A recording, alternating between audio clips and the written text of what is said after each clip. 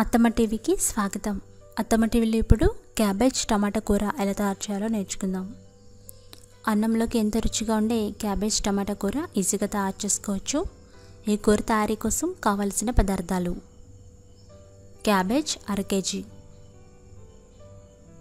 టమాటాలు 3 పొడవుగా కట్ చేసుకోవాలి, పొడవుగా చీల్చుకున్న పచ్చిమిర్చి 3, చిన్నగా కట్ చేసుకున్న ఉల్లిపాయ 1, పసుపు చిటికెడు, కారం 2 టీ స్పూన్లు, ఉప్పు తగినంత, నూనె 1 టేబుల్ స్పూన్, అల్లం వెల్లుల్లి పేస్ట్ 1 టీ స్పూన్, కొత్తిమీర 1 రెమ్మ, తాలింపు దినుసులు 1 టీ స్పూన్. ఇప్పుడు తయారీ విధానం నేర్చుకుందాం.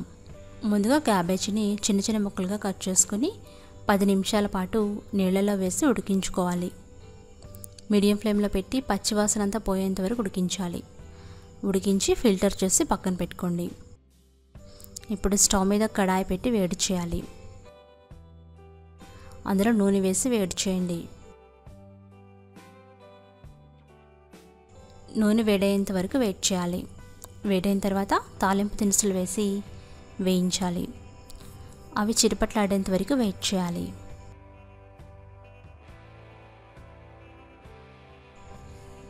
అందులో తరిగి పెట్టుకున్న ఉల్లిపాయలు వేయాలి.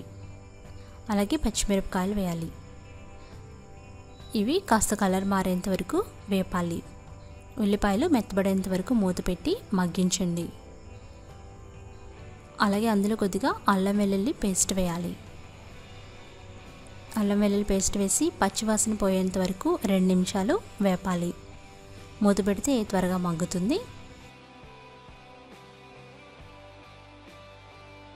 ఈ మగ్గిన తర్వాత మనం కట్ చేసి పెట్టుకున్న టమాటా ముక్కలు వేయాలి. టమాటాలని పొడవుగా తరిగి పెట్టుకోండి. ఈ టమాటాలు వేసి తిప్పుతూ వేపుకోవాలి. ఇవి బాగా వేగి మెత్తబడేంత వరకు మూత పెట్టి మగ్గించుకోవాలి.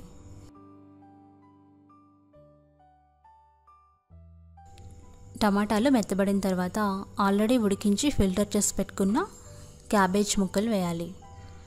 వేసి ఒకసారి బాగా కలపాలి. కూరంతా బాగా మిక్స్ చేయండి. కూరంతా బాగా కలపాలి. అందులో కొద్దిగా పసుపు వేయాలి. అలాగే కారం వేయండి. రుచికి సరిపడా ఉప్పు కూడా వేయాలి. ఇవన్నీ వేసి బాగా కలపాలి. మూత పెట్టి 5 నిమిషాలు మగ్గించాలి.